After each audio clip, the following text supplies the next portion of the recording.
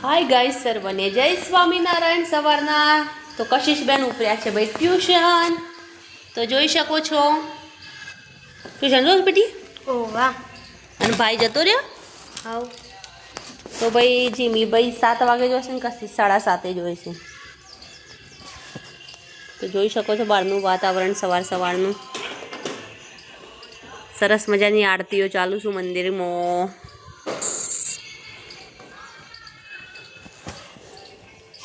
મયુરજી શું કરે છે